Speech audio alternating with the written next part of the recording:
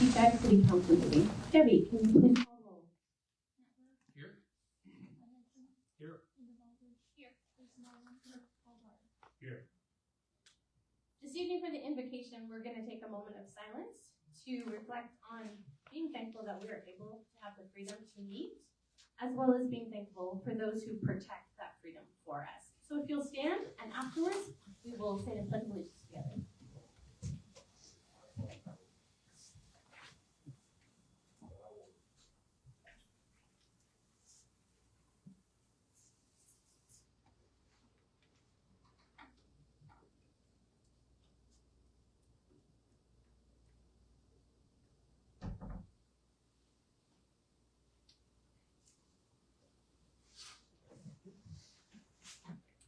I pledge allegiance to the flag of the United States of America and to the republic for which it stands, one nation, under God, indivisible, with liberty and justice for all.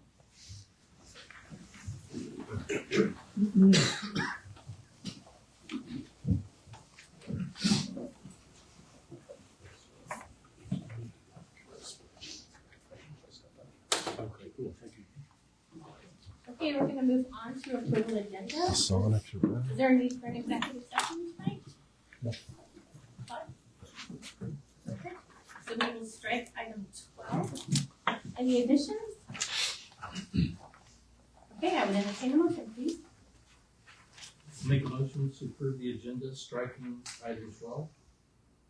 Second. Motion by Councilmember Brewer, second by Councilmember Hedstrom. All in favor? Aye. Motion passes 5-0. Moving on to the consent agenda.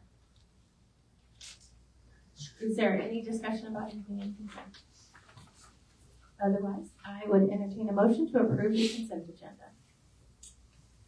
I'll make a motion that we approve the consent agenda. Motion by Councilmember Dwyer, second by Councilmember Baldridge. All in favor? Aye. Motion passes 5-0. Moving on to the communications section. Do we have any Kechi civic group or community that would like to? I guess that would be me. Welcome, Mary Buffo. Hi, I am here on behalf of the Kechi Farmers Market. And just to let you know, I'm a founding member of the Kechi Farmers Market, and I'm here to state the vendors' intent to unencumber ourselves from the Kechi Chamber of Commerce, who 2 days ago sent an email to all the vendors that due to manpower issues, they were canceling the market this year, 2 days ago. The first email of this season to the vendors was just 3 weeks ago. So in 3 weeks' time, the decision was made. No one was contacted for their input. I actually had one of our vendors who was interested in being our market manager, which I think was what the manpower problem was issued to. And she emailed and she called and she never got a response. So I think we do have an interested party to be our market manager. I sent an email out to the vendors today to not give up. They were told to go apply at Valley Center's Farmers Market.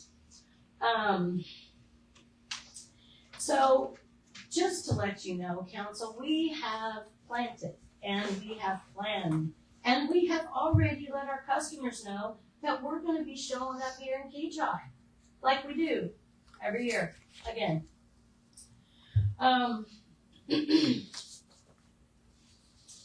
Our local customers show up every week. Last year, for the first time, our market manager did a head count, and we consistently had 100 to 200.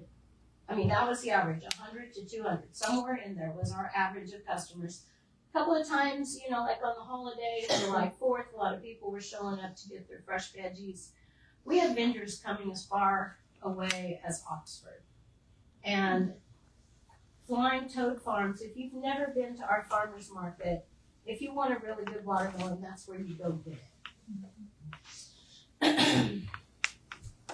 So that's it. I just wanted to come and state my intent that I am going to lead a vendor group into continuing with this market. I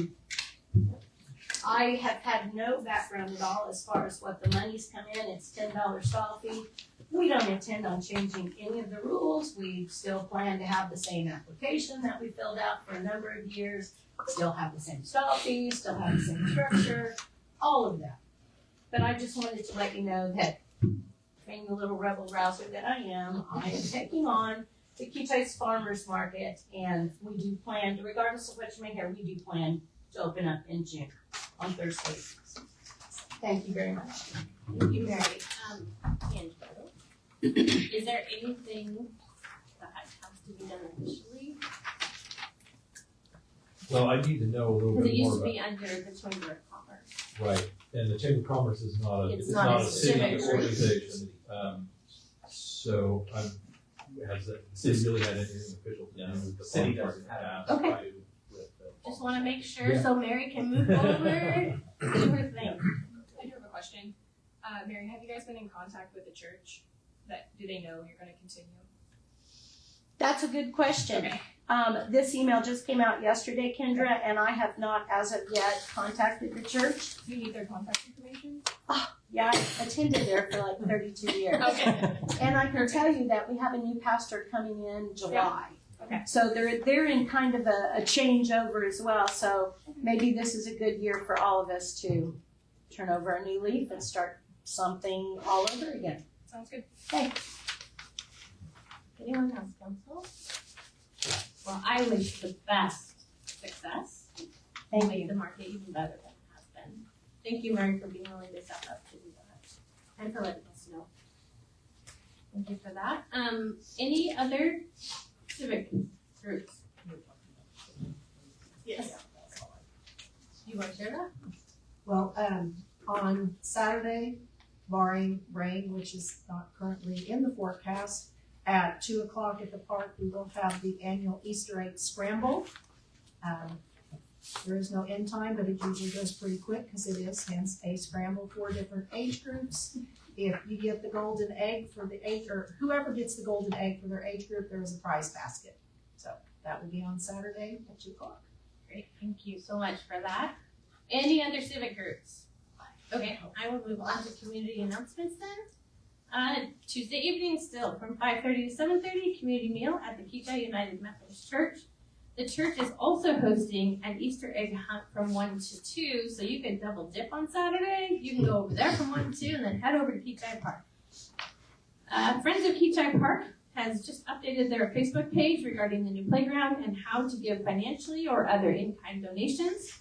Additionally, there is a form to fill out if you're interested in being part of the community build that is advertised on their page in June.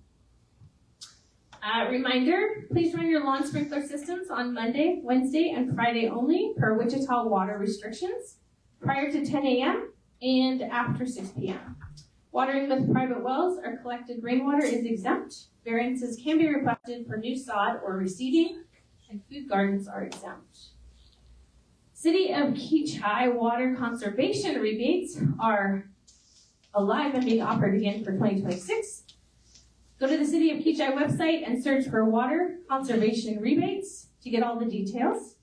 And you are limited to 1 rebate per household per year, and there is a $500 pot that has to be reimbursed to get filled back up again, is my understanding. Okay? All residents, please plan ahead for April 11th, Kechi's citywide spring cleanup. This is always the #1 asked question come around springtime. That event will be held at the Anderson property. This is your opportunity to remove trash items from your property at no cost to you. Dumpsters will be available from 8 to noon. Yes, ma'am. Paper shredding? Did we get that set up? Yeah, we have a new vendor and we're working on getting a date. Okay, so we're still working on the date. We'll get that announced community-wide. The park board invites the community to help with the spring cleanup at Kechi Park this Saturday, March 28th from 8 to 11 a.m. You can come and go. Everyone is welcome and all ages can participate. In your recent utility bill, you received a natural gas survey information brochure along with the survey card. Even if your home doesn't use natural gas, there may still be a gas line on your property. So this information is important for everyone to review. There's also a survey drawing. Fill out and return the survey card to City Hall by April 30th for a chance to win $100 off your utility bill. You must include your name on the survey. Open to residents with water and gas utility services. Our Public Works Department maintains nearly 30 miles of natural gas mains, and keeping our community safe and informed is our top priority. Anyone else have community announcements? Okay, we will move on to public comments. Are there any public comments tonight, Debbie? Sarah McMillan. Welcome, Sarah. Thank you. Sarah McMillan, 2312 East Riviera. I am speaking tonight to bring awareness to issues that are of great concern to me and to ensure that there is transparency regarding them. I recently submitted several FORA requests to the city.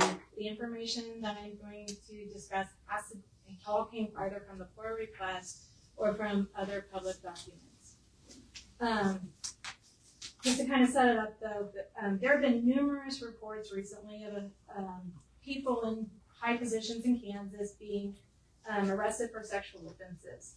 And because of that, I was wondering, what protocol does the city have on background checks? Are they for every city employee? And if they are, what types of offenses would prevent someone from actually getting a position? Specifically, like if there was like any sex offenses and an employee worked here, if that person was found to be in a position where they entered into someone's home, was that there supposed to be a background check on them? And if there was and it wasn't done, did the city ever make an announcement or let the public know? Because a lot of times the public will assume that if someone is hired through a city, that they are a trustworthy person and should be okay entering into a home. When I did some of the core requests, I came across an employee who did work for the Public Works Department from October 23 to October 24, who had several different convictions, including a conviction for rape, where the victim was under the age of 14 and the offender was over the age of 18. And now, while I know he is no longer here, it is very concerning to me that this person did go into homes and was worked around the park and everything like that as well. The other concern that I would have is during several of the core requests, I did come across some invoices where there were some misrepresentations of a person where they used the city's tax exempt status to make personal purchases. And that does concern me because I do know that Councilmember Moreland is still on the council. Okay. This is news to me. Okay. I have not had this information shared with me. So I do not know what you are talking about specifically.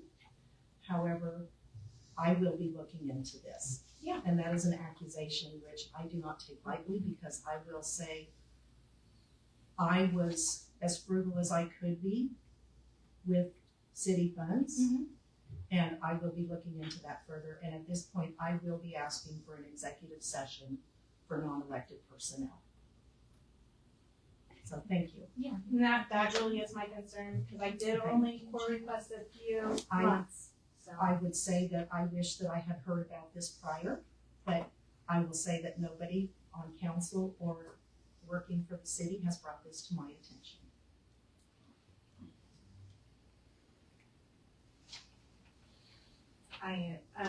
So go ahead. I'm sorry I didn't mean to interrupt. No, but that's all right. if I'm being accused of something publicly, I really feel like in transparency, it would have been nice to have known. But it's obvious you requested something that I haven't seen. And with those requests, it was personal purchases, some of which were shipped to your home address. And they were probably on Amazon. And if you probably looked closer, I did click the do this is a taxable item, because that is a possibility. And yes, that was something that other employees have done, is use Amazon through the city, but I did click the do not or it was a taxable item. The, I'm gonna stop that there because I feel like at this point, that is a violation of my rights as an employee to have been confronted with that prior to this. But well, I mean, I am a Yes, citizen and I got Yes, a you FOIA are. request, it was only on me. I don't know of a city official, like it's not coming from a city official or a council member, it's coming from me as a person who lives in this town and was concerned by Well, it. thank you, I appreciate that. So, but, and if those do stand up, I do request that if those really are that you would step down from your position because you are in charge. You do play a major role in our budget, in our city finances, and if that was the case, I would ask that you would step And down. I will respectfully say I will not speak to that at this point in time because I have the right to view the evidence against me, which I have not had. This is the first I'm being told of it, so. Well, I do appreciate you allowing me to make it public, but those are two very big concerns of mine. And I would really like to know, do background checks happen on all city employees? And if so, was there one on this person? And if there was one on him, then does that offense not matter after a certain amount of time? What would be the conditions for that not making his employment?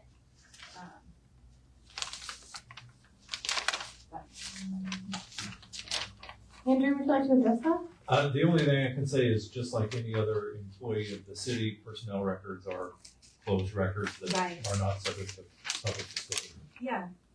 And that's where I was wondering, like, if background checks are a routine thing that are supposed to happen.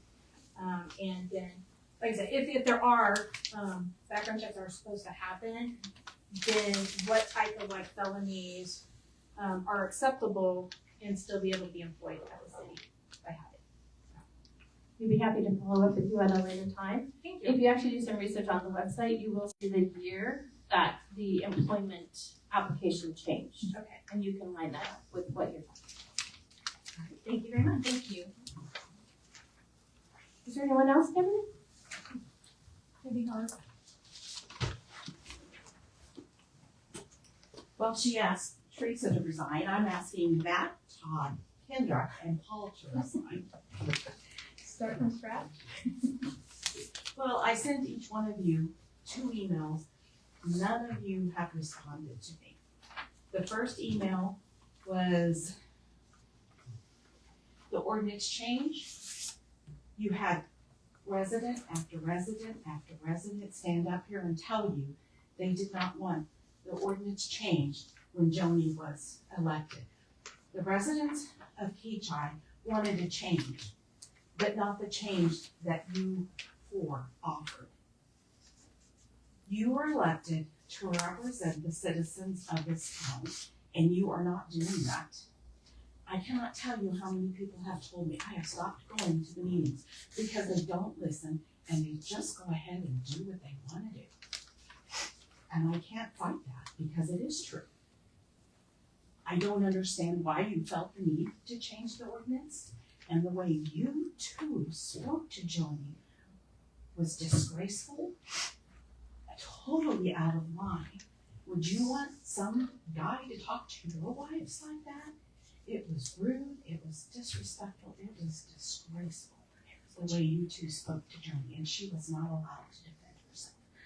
I know this happened several months ago, but I wanted to wait until I had cooled down a little bit, because that is how upset I was with the council.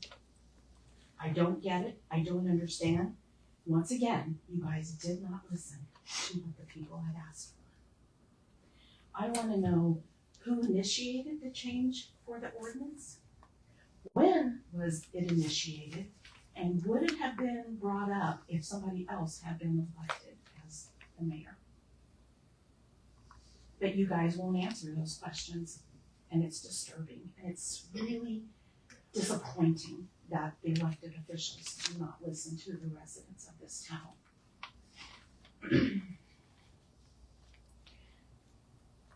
the majority of the residents were against this turtle, it's called Turtle Cove. Turtle Creek. And I would say 90% of the people that came here and talked to the council about it were opposed to it. But yet, it was voted through. Now, all of those trees are destroyed. Jeff Englert had stood here and told us those trees would not be touched. Now it's too late, they're gone. He told us more than once that those trees were staying. Now it's too late. And I think there needs to be a crosswalk put there at the park that is lighted. You put one at a bar, and you put one at the end of the street that goes nowhere. I cannot tell you how many times I personally have been standing there with my dog waiting to cross. People do not stop. I even saw a sheriff officer blow through that when a gentleman was standing there with his dog. Did not even pause. And I can't tell you how many times that I've started to move out into it and I backed off because that they're not stopping. But yet, we make a decision to put a crosswalk by the bar and one at the end of the sidewalk that goes nowhere. I just think you guys, I don't understand your logic sometimes, and it's really frustrating. Would anyone like to respond? Thank you, Debbie. Appreciate your. I do, Debbie, you had said you sent that to the council, was I included, because I do not recall. No, you were not, because Okay. this was before you had been Okay. put into, Okay, I just wanted Office. to make sure. yeah, no, this Okay, was, thank you. yeah. I guess Mary Parker wants to talk again. Okay, Mary? This isn't about the farmer's market. Yep. My name's Mary Buffer. I'm at 2525 East 93rd Street North out in North Kechi, Sunnydale, Kansas. I am here because I'd like to ask the council, what is it gonna take to convince you that the people of Kechi are behind the Arts and Business District? Because that problem is in the corner and it's about to raise its ugly little head again. So I would like input from all of you. Would you like a petition signed by 1,000 people or more? Would you like 100 people or more to show up here and at the Planning Commission? Because I am going to continue to stand for the Arts and Business District and oppose a change to that because it's only been 10 years. And I was here before that started. I'll be here long after we decide what to do. I've been here through, 4 or 5 different city administrators. I'll be here when he's gone. But I am adamant that we continue to treat the arts and business long-term plan with respect that the people put thought and effort into it all those years ago. It's finally happening. There are houses for sale. There's another house. It's finally starting to happen. This is not the time to slam on the brakes and try something new. It's not. So that's all. I really would like your input. You want a petition? You want people showing up? You just tell me. I am here to work for the city. Thank you. Mary, I do Yes. have a question. Yes. What is new? What is new? You just said to slam on the brakes and try something new. Try something new. I have a feeling, maybe it's just a prediction. I feel it in my gut that this is about to come up again. The drive-through next to a home where a friend of mine lives. I own a property right across the street. I know that this person who has not yet shown his face here or at the Planning Commission to petition about whatever he wants to do on the corner, it's coming. I see it coming. So the corner is your Yeah. attention. Okay.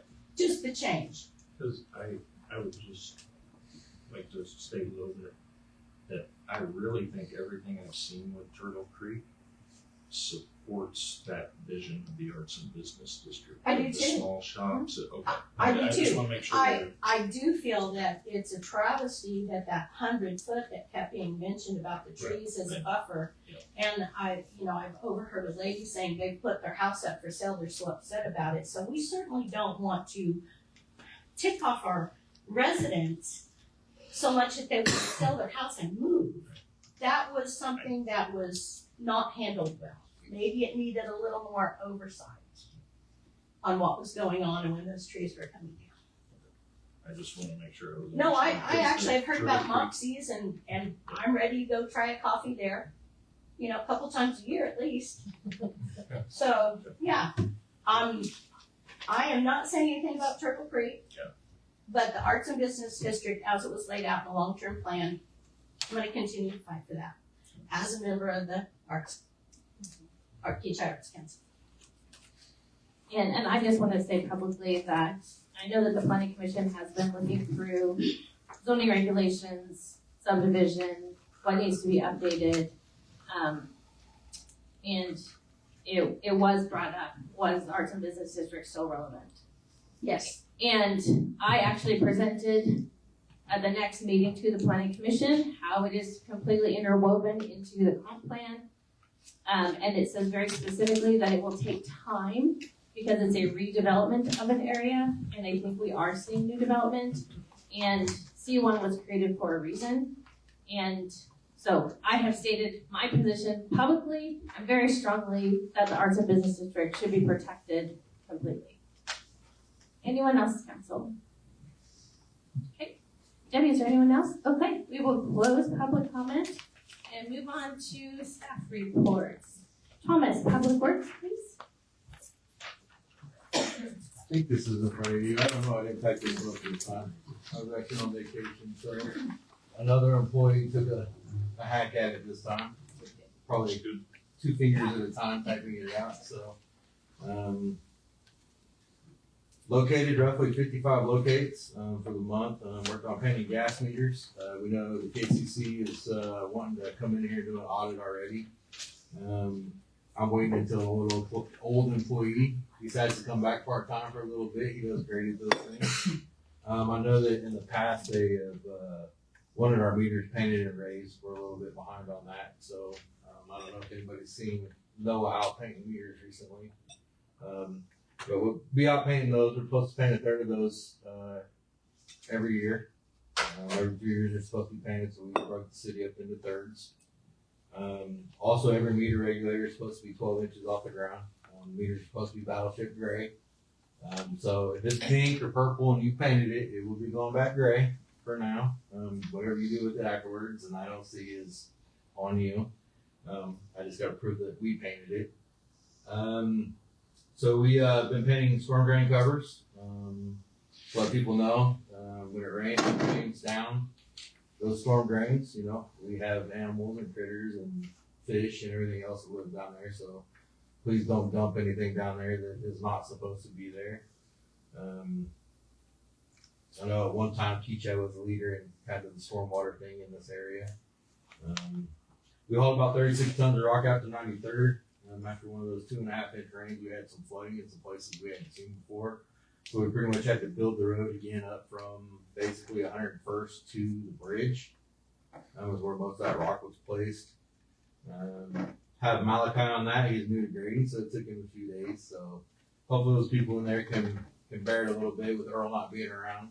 It's the difference when you change from a 72-year-old guy with 50 years of knowledge to, a guy fresh out the army who's been doing it for 5 months. So we continue the gas main project on Kechi Road.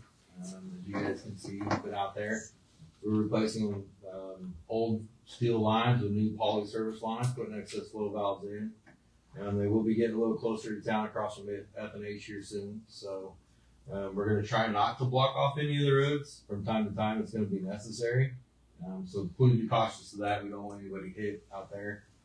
I know sometimes cones look like us, but or vice versa, we look like cones, but try not to hit either one. We did some work with JCI. We had a lift station pump go down. We were working on one pump in the city, so those are contentious moments for me, making sure that one pump runs for the weekend. So constantly looking at our mission control and making sure that pump's doing what it's supposed to. Definitely do not want to call from KDHE or the local police or whoever it is letting us know that something's flowing down the street that shouldn't be. Guys have started replacing stop signs. We started in the south area over here trying to put up reflective signs. Once we get through the stop signs, we'll be putting up new street signs. The street names, we'll also be going through and changing yield signs, crosswalk signs, catching up with code. We're a little bit behind. I think we're probably 10, 15 years behind from when that code was changed. So we also will be changing from U-channel to breakaway post, just in case somebody hits them this year off at the ground. Did interview for 2 new employees. With everything going on, kind of need those extra employees, especially with the newer crowd coming in. It's hard to replace 50 years of knowledge going out the window. 5 guys with 10 years usually don't do that. But they're planning on starting April 6th if everything goes okay and all their checks come back all right. Hopefully we'll have 2 new employees that you'll see out there in the field. They're probably doing a lot of weed eating and mowing. Kind of move the last year's guys up to some more technical tasks. Vern went to Barton College, got a certification in cathodic protection for steel lines, also rectifiers, pigging, jeeping, void CP protections through Barton County. We try to send guys after about 2 years here to get their certifications up there. So next year will be Malachi and Nose Turn if they're still around. Fire extinguishers throughout the whole city were inspected, so if you see a fire extinguisher in here, it is ready to go. We pull it if something happens. Red water and gas meters. What else is on here is we changed out about 40 water meters. We are going to change out roughly 400 this year. We're going to get rid of those old 30-year-old meters and go to an ultrasonic, a more precise meter. So if your water bill goes up a little bit, you've probably been getting lucky for the last 20 years. That's about all I can tell you with that. So they're definitely precise. They'll read down to the 10th of a gallon. So expect that. The last 3 days, most of the people in the city hall were at the Rural Water Show. Kansas Rural Water Show, getting knowledge, talking to other folks in the water industry, talking to folks in the wastewater industry, learning everything from GIS to water treatment to wastewater treatment. Just kind of getting in there. I spent my first day going through grant classes, trying to figure out if there was any money out there for the city of Kechi. Unfortunately, I didn't come back with any good news.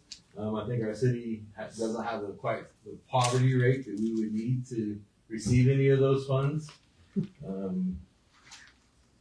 But Jason also took his wastewater running.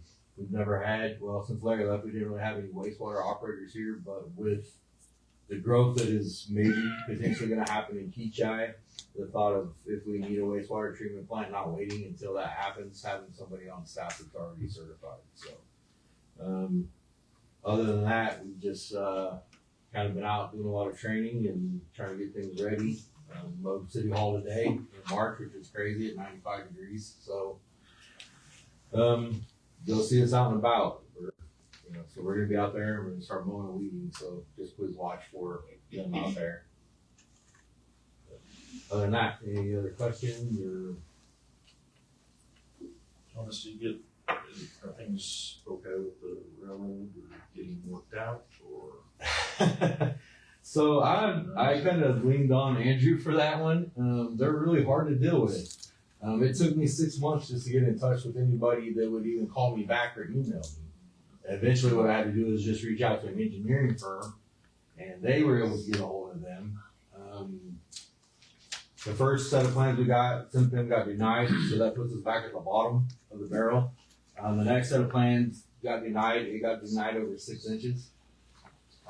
We could not make the bend around their switch for that railroad. They require a 10-foot clearance, and we could only get 9'6".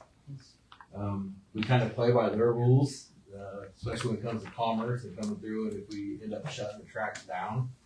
They finally did accept our third set that we sent them, but they do have some caveats. Their contract is definitely for the UP Railroad, to say the least. I think Andrew had some things on his contract he sent back to them. We're kind of waiting to hear back what their reply is. I heard that they usually don't change their contracts too often, so we'll see if we get anywhere on that. But yes, we are waiting.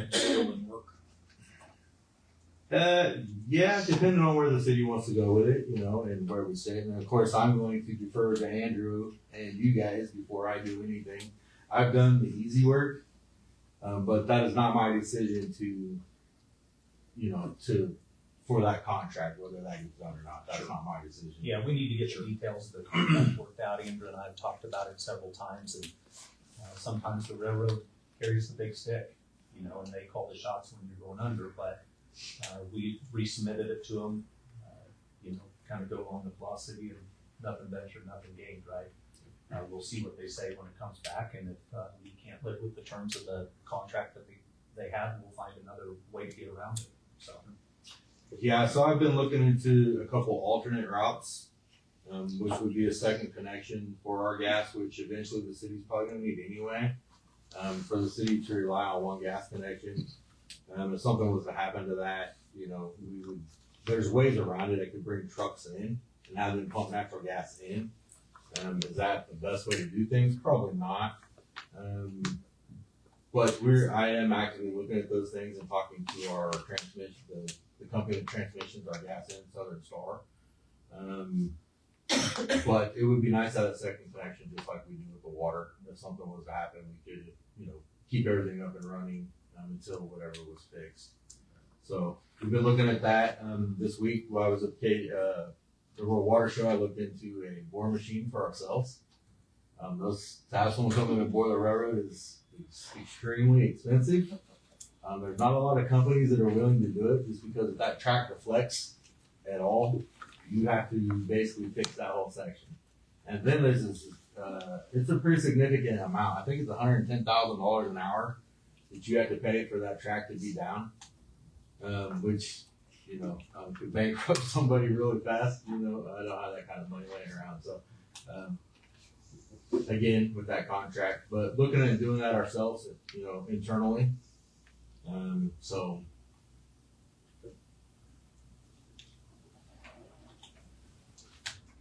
How is the progress coming on the study that you were engaging in on the potential expansion of the gas system? I asked you that earlier and I forgot to call that guy. So I'll call him tomorrow. I talked to USDI, their engineers are working on the study. He was out last week, the head engineer. I know he forwarded all of our paperwork over, so who our higher users are, residential and commercial, kind of how much we've used over the last 10 years here in the city. So they're going through and designing what our pipe sizes need to be, where we need to run them, where we need to lose them, where they think that second connection should be. He thought that it wouldn't take more than a couple of weeks, so I'm hoping to hear something, if not tomorrow, but early next week.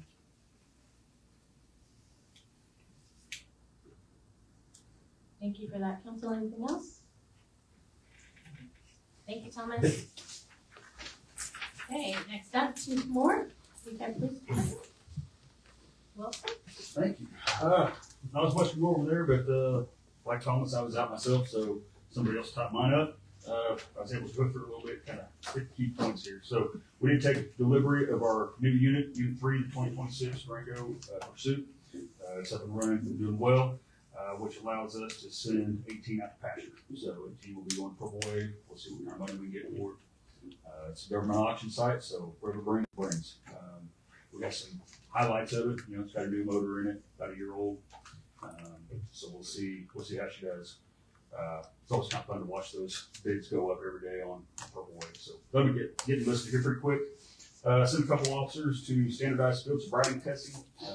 It's just a refresher, stay on their game for DUIs. Pretty simple stuff there. Had an officer complete the armorer's course for the block. So we have in-house weapons maintenance. That's a plus.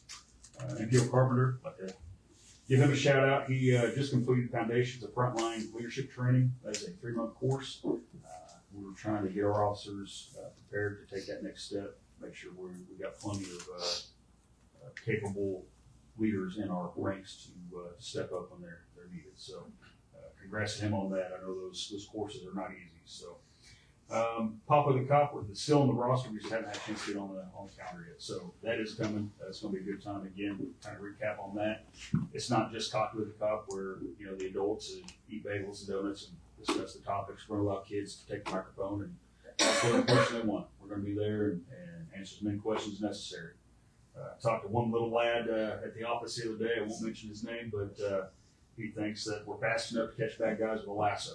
So I'm going to spend some money. We're going to get a couple treadmills to up that game, but we'll get there. So a lot of fun with that. Conditional job offer was offered. He accepted that position. He started on Monday. Officer Corbett comes to us with 5 years of experience and a lot of passion for the job. So he's kind of getting his wheels up right now. He'll be an FTO shortly. He's already certified, so that should be a pretty quick and routine process to get him on the street. Get that position filled. We'll be rocking and rolling.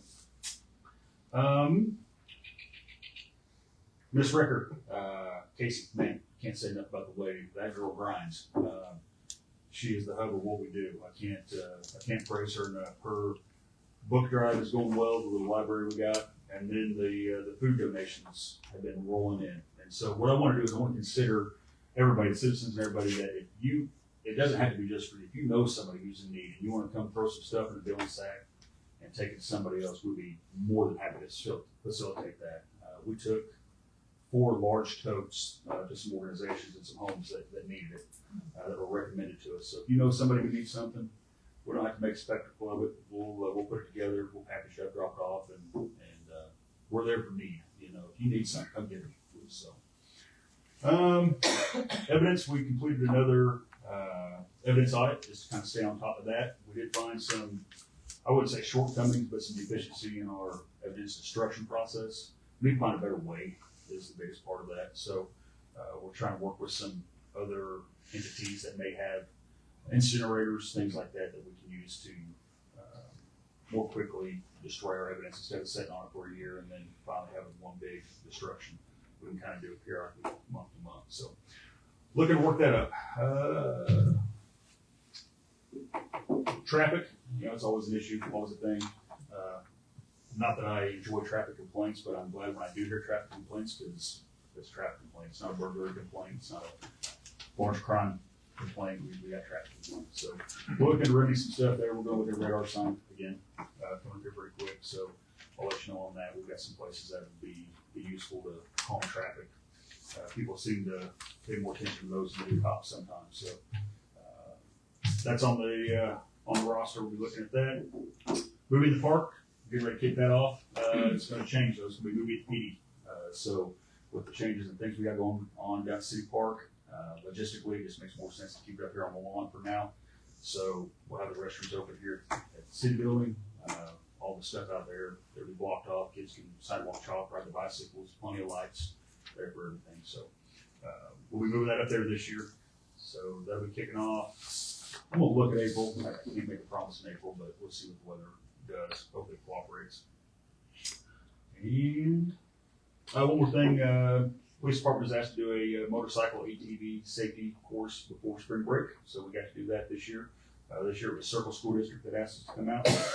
Kids are real receptive. We got a lot of kids that get hurt over spring break. They go out to Grandpa's farm and they jump on Grandpa's four-wheeler that's held together with baling wire and duct tape, and they do 60 across the pasture until it breaks, right? Not a whole lot of forethought going through a adolescent's mind when they jump on the four-wheelers and they go out and have fun. So having time to just break it down to those kids and just talking about the basics of it is great. It's about a 45-minute program and it was well received. So able to reach out and do that. But that's what the PD is. So any questions? Absolutely.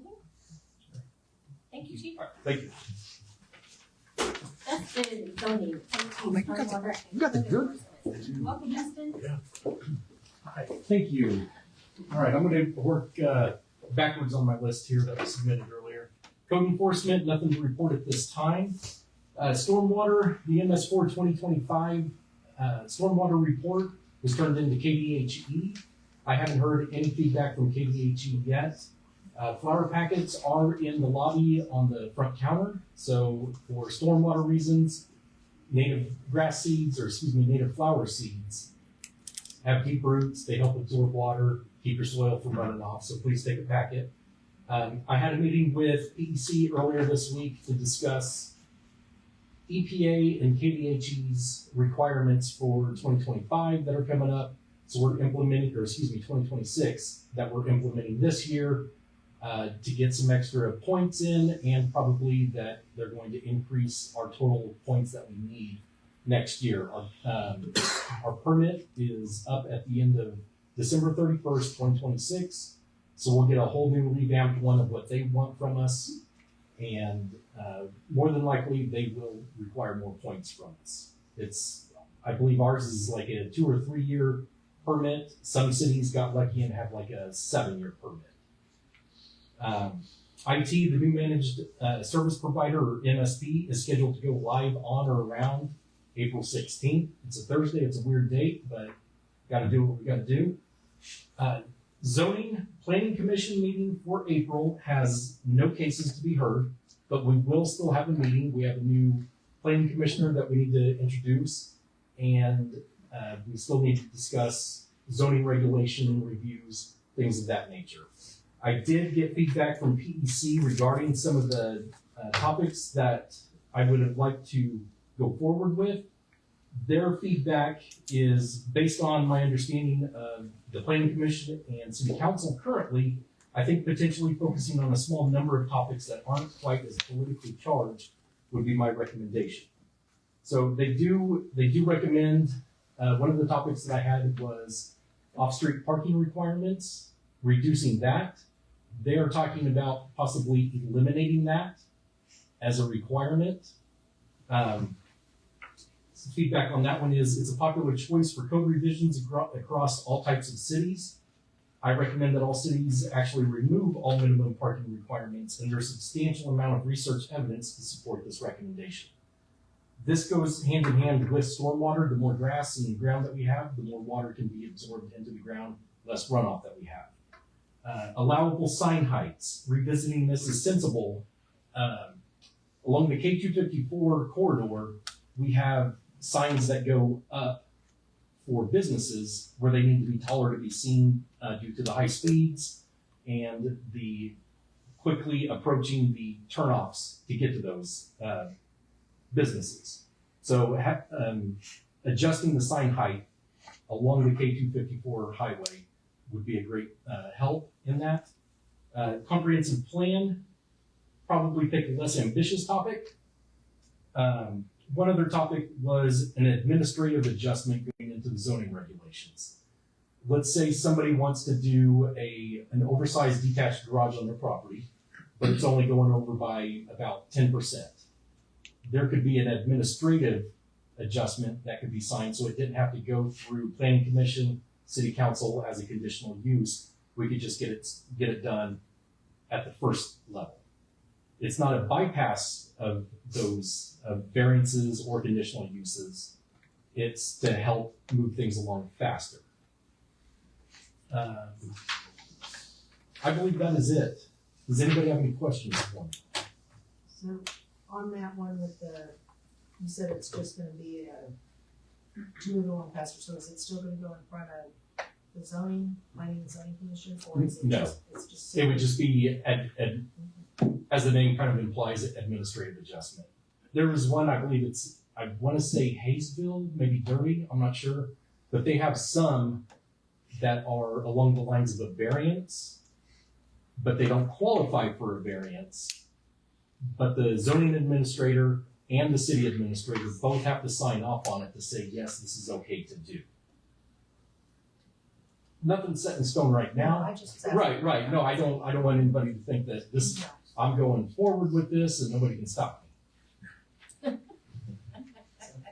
Make my job easier, but So, and on the recommended off-street parking minimum requirements, is that for all zoning districts or specific zoning districts? yes. As of now, it's still up in the air. I don't know a whole lot about it. It was the first time I had heard about it from PEC. I just, No, it's a good question. says I'm We're gonna limit houses to one though. Okay. Well, your minimum, I have a minimum of one. I do have a question on Turtle Creek.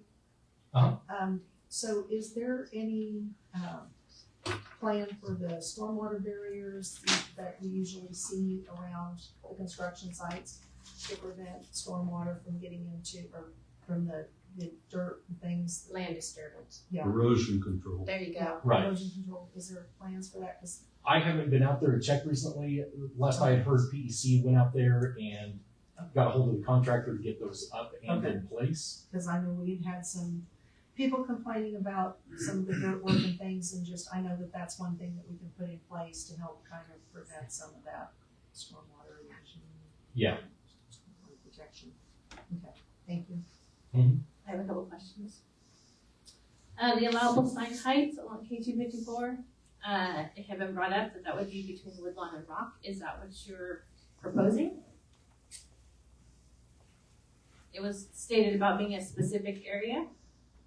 Along K254. Yes, So along anywhere, K254 between right, and I Woodlawn and Rock understand in that. that I'm talking industrial about district. K254 anywhere within the city, adjacent to it that is commercial or industrial. That would be my suggestion. It's, again, just a brief topic of it, touch and base. We're just getting started on that portion. Okay, and then I have one more, and I presented it, and you're aware of this. And the planning commission was very interested in looking at it, and that was in the What? I heard somebody say receptive. I wasn't sure if somebody was talking to me or not. receptive. That's the word. Thank you. They were very receptive. Whoever said that word, thank you. Okay. Yes, I'm getting that's distracted. perfect. That's perfect. Okay. Is in the R1 zoning, is that the planning commission consider a cap of a percentage of how many duplexes are able to be built conditionally within the R1 zoning.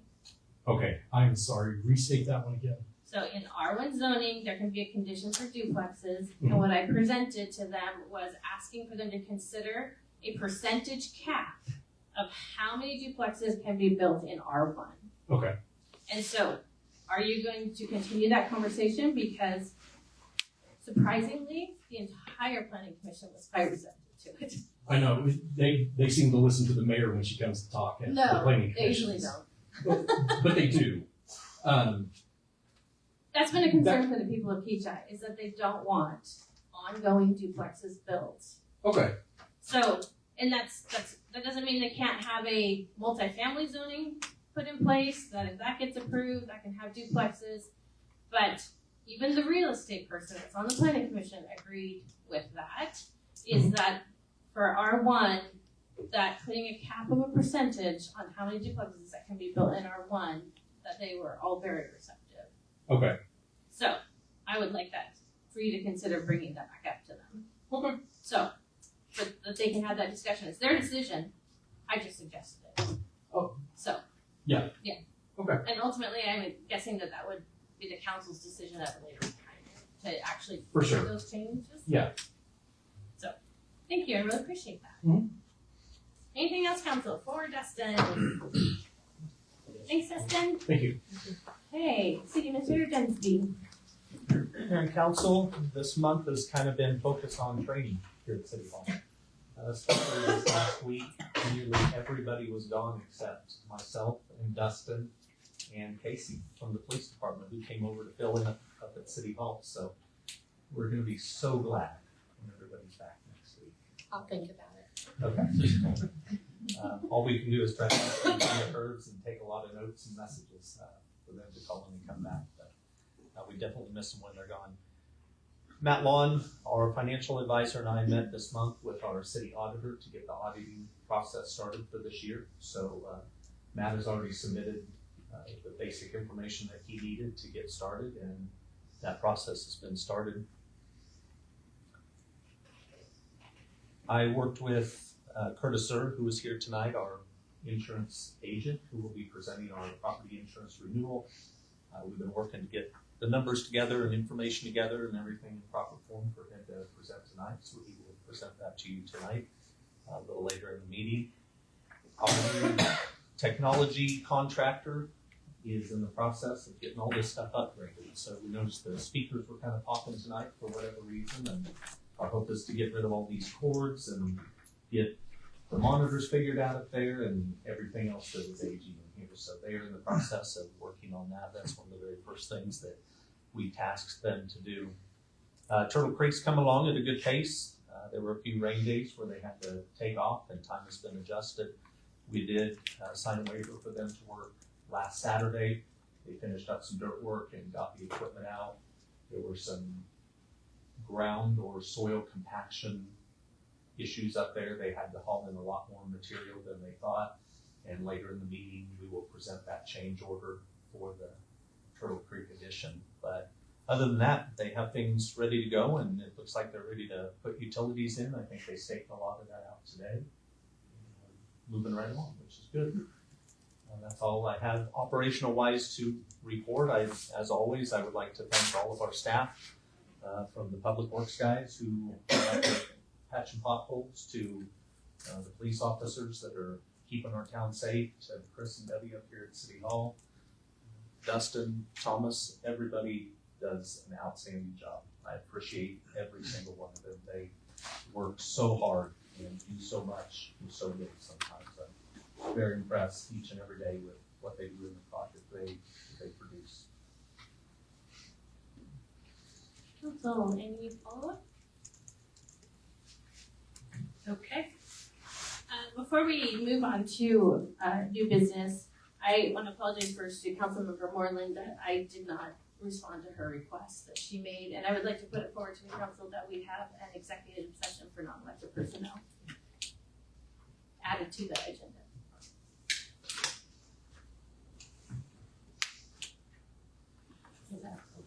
How do we do that, Andrew? Just, after whatever point in the agenda you would like. At the usual Any spot. one of the council members can make a motion to request an executive session from the script. So I would entertain a motion to have an executive session at number 12 again. Fine. Non-elected Do it personnel. that way, sure. So moved. Second. Okay. Motion by Councilmember Moreland, second by Councilmember Brewer. All in favor? Motion passes 5-0. We had an executive session. Okay.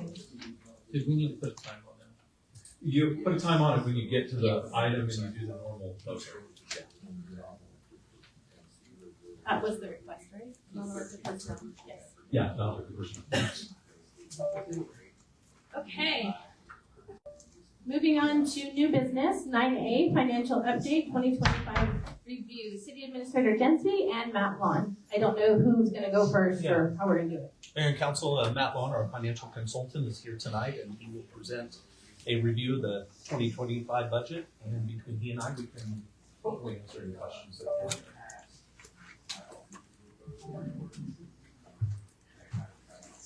This is why we're having stuff up there. So I know the next item is a dashboard review, but we're gonna use the dashboards. Yeah. Yes. I have some other documents. Please stop me whenever, ask questions. These are brand new for you guys. I want to be able to. So we'll just start out here. Let's talk about what exactly these dashboards are. This takes raw data from your financial system that we take at the end of the month after all the balancing and everything else is done. And we essentially have a tab on the spreadsheet that's based on literally puts every line in your system into it. So it's tracking them month to month. What we've done is we've put in data going back to 2021. And there's a space in here, you'll see one of the columns as we go through for 2026 financial numbers as well, so we'll be able to use this going forward. And one item I want to bring up, now that you've seen some of these things, and how big they are, do you want to stay with a 5-year history, or do you want to go back to a 3 or 4 year history? We don't have to answer that right now, it's just some ideas I have, just so they'll look a little more compact, so we're not printing out these constitution size documents. Anyway, so the first several sections of this are gonna focus on your primary revenue drivers, so things like property tax, things like utility sales, et cetera.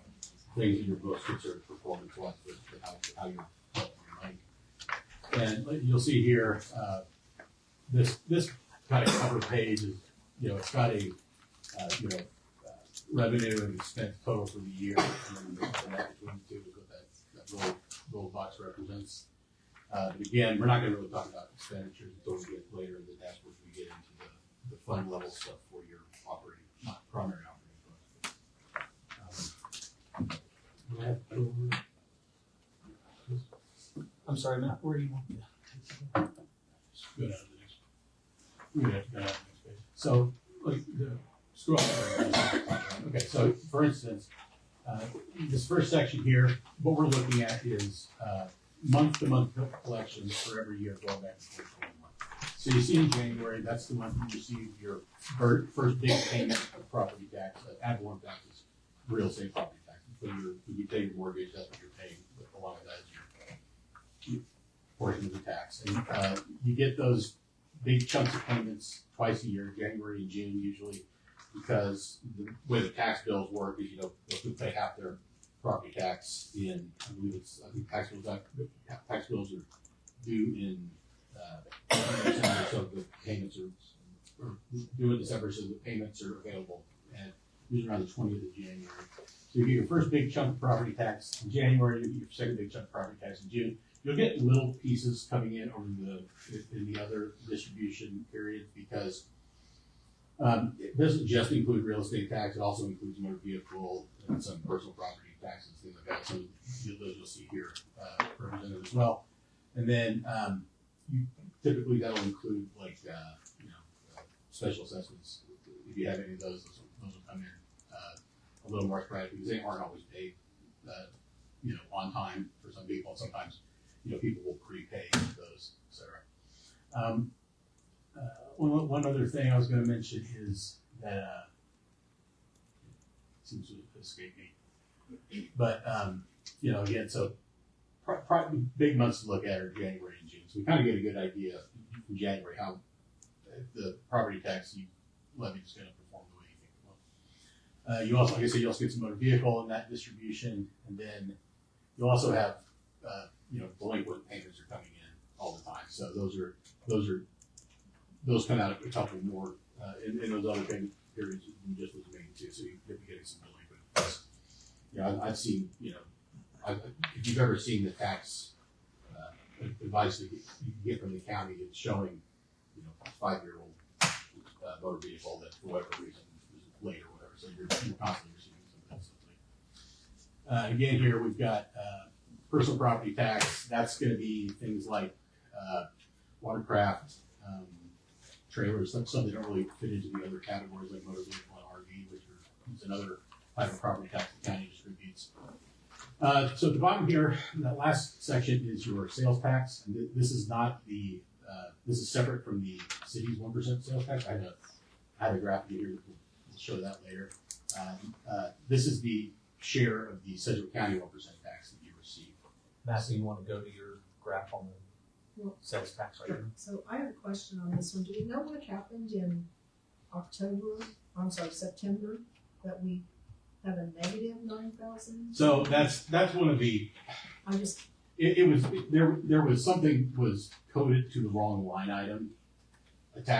One of the payments was coded to this line item, should have been coded somewhere else. And so when you take that, when you reverse that out, when you do the journal entry to show it, it's bringing down the entire amount for the month. I can't remember which was. I think it was one of the gas taxes.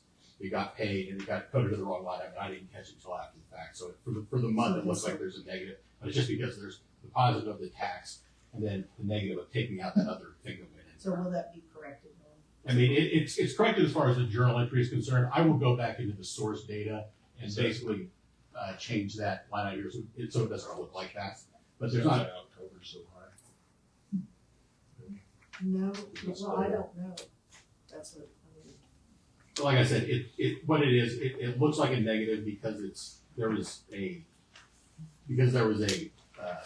debit to that line item for more than the amount that was credited to it is all that is. So yeah, and you'll see this a lot when you do the year-end transfers. This is just one that I didn't actually see when I was going through this, so I will go find that, and basically, what I'll do is I'll basically just I'll go back to the original month that payment was supposed to hit the correct line, and I'll take it out of there and then move it. So that'll wash out.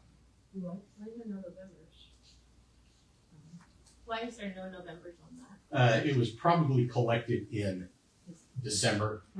So, These are generally received at the very end. Yeah, So sometimes they're not. she's right. The sales tax They payment. may not have come in. Yeah, the sales tax payment. When they send you the advice, it's usually like the last week of the month, and ideally they give you a posting date that's going to be sometime that week.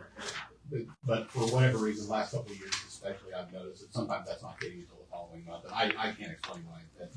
This all comes from the state, so I'm not exactly sure. But you'll see that the both in 24 and 25, you have very big numbers for that final month's distribution compared to the prior years. That's probably because they're doubling up on those. You're basically receiving 2 payments during the calendar month. Yeah, you want to get that other one to show that. Yeah, so your city sales tax, you've only been collecting, you collected that about half a year or something, a couple of months in 2023. So we don't really have good data to show comparative years to year going back farther than last year. But we do have this showing. Yeah, that's not gonna be out of order from the other stuff. We just put in this sliding here. Council, it should be, if you want to look at it on paper, it should be after all the short fiscal. It's the 1% city sales taxes. It's in that area.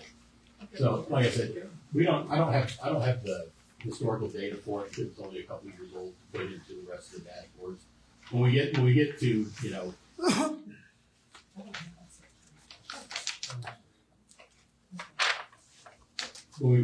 to we have a couple more years of collection, we can add it back into the dashboard so it matches up. And I might be able to get it sitting here. It'll just look good together. But again, this is your 1% city tax, and so I've got numbers for. It's the same numbers, just the first column for each year is the actual amount received that month. The second column, which is year to date, that's accumulated over the course of the year. So the number for February under YTD includes the amount collected in February plus the amount you already collected in January, just so we have a running total going to the bottom. And you'll see that the final numbers there, 292,438 in 2004 versus 322,414 in 2025. It's about a 10%, 10.25% increase year to year in revenue collection.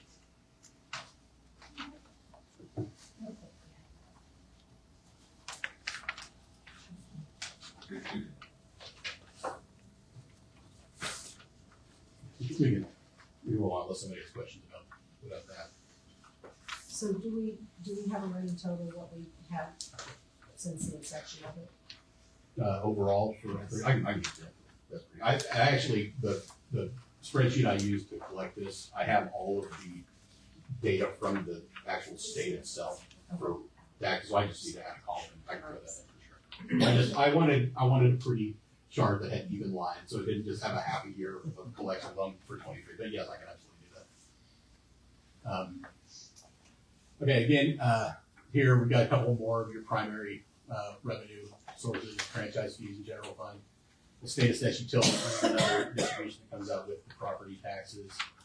State gas tax, again, that's another one that comes directly from the state. It's slightly different schedule. We both have county gas tax, which gets paid out as part of those distributions for the county. So if you look here, you see that there's nothing collected prior to September, and then that number jumps up in October. That is again for the same reason. Things were coded to the wrong line, and we did the journal entry to fix it and put it into the month of October. So if you look at the bottom line there, you're still right where you should be for year end. It's just, and I'll go back and look at that. I can't really fix it in your system because it requires a lot of journal entries that affect multiple months. But I can fix it on these forms to show more accurately when it was actually received, and so it'll be better represented there. There was some growing pains with with taking over this, and one of the things that we found was some certain payments were coming in from multiple sources on the same day, and we just didn't always get it directly corrected to the right spot. But as I found them, I made sure those got fixed. So we'll start here. We'll get into the utilities, utility revenue. This is going to represent all revenue for your major utilities here. And again, we've got it set here. It's going to show month to month. The next set is going to show accumulated months. So it's not just the amount received per month, but it's going to show you the total collected for the year. So you've got water here, gas, and the wastewater fund, or sewer fund, excuse me. And again, here you see the benefit of this set of charts is you can see how you're doing in any particular month versus how you did in prior years. And we've actually got a year-over-year percent either growth or decline from the prior year for each of these. But for budgeting and actual fund performance purposes, the next set that shows those accumulations is a little bit better because you're getting a whole picture of how you're performing for the entire year versus how you're performing just in any one given month. But the benefit for financial analysis is we can look at particular months and we can see trends over time. So we know when your big months for water are going to be. We're going to be, the month just following the summer. Most of the time you're going to have more water usage. Sometimes that'll bleed into early summer too, because in the spring people sometimes water more if there's not a lot of rainfall, etc. For gas, we'll see probably that you're going to get your big months at the beginning of the year during the winter usage of natural gas. People have their furnaces going, etc. And then sewer, you may see some variability like that, but those are pretty much those rates are set based on a specific time of year water usage, so you don't really see a lot of variation there for sewer funds, sewer revenues. You can go next one. And again, now we're getting into the, we're looking at the same revenue performance measures that we looked at the last time, so now we're looking at accumulated. So, the collections for the year are going to increase as you get to each month where you receive another portion. So for sales tax, you're going to see that number go up monthly. For like ad valorem tax, you're only going to see that number increase for the month that you actually receive your next big chunk of revenue. So you got a big number, 704, 507 in January. You got another, it jumps to 1.1 million 90 in June. You get that second big chunk of ad valorem property tax. And if you look at that, specifically just look at the ad valorem tax for a minute. Look at that chart there to the right where it shows the last 5 years charted like where the revenue was. A graph that steady means you're capturing your growth. You're not, that if you had an increase or decrease in your mill levy, it would be apparent based on that. You guys are really keeping a flat mill levy. You're capturing your growth, and that's what makes up for that very slight difference year to year in the amount collected. And that's why they track each other so closely. Can I ask you a question? Sure. On the personal property tax, going to the right. Yeah. Or, I don't know what to call that anyway. Do we know why there was a spike at the end of 2024? I have no idea. I'd have to go back and look at the actual advice that came in for that month. And I typically don't see those. Your staff puts that in, but I mean, it could have been somebody in town made some big purchases that all got collected sometime in that last collection period. But I don't know, because like I said, personal property, it's going to be things that you pay property taxes on that are not real estate, not motor vehicle, not an RV typically not a boat either. But again, I would have to dig in. We may have to get in touch with somebody in the county, somebody with the county to find out the hard number for that. But I can take a look at that for sure. But yeah, that stuck out to me too when I saw that thing. Kind of a Like that strange right jump. there at the end. So.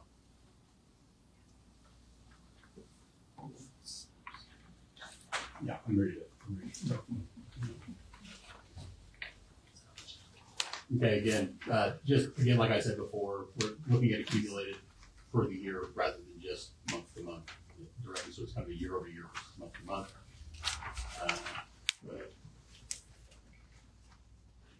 Can I ask a question again? Yes. So on the state assessed utilities, as well as the county gas tax, you see for 2025, there's some really different lines.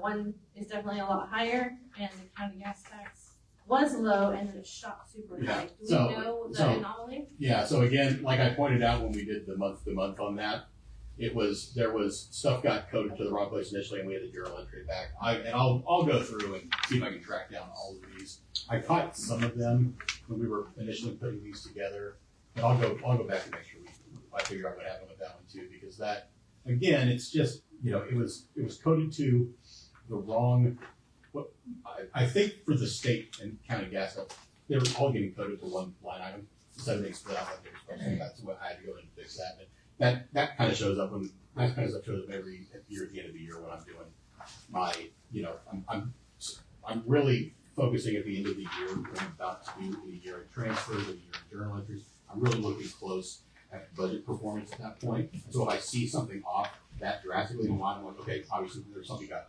miscoded here. So we went back and fixed those. Is that one of the issues that, I shouldn't say issue, is that one of the challenges with using graphs to represent numbers rather than just looking at numbers? Because you can throw a graph off so much that you go, what's wrong with this one? Well, it's a burden that occurs. If we look at something and it looks wrong on a graph, and all of a sudden we're asking ourselves, okay, what did I screw up? It could be we're looking at something that we need to pay very close attention to. Okay. So for sure, yeah.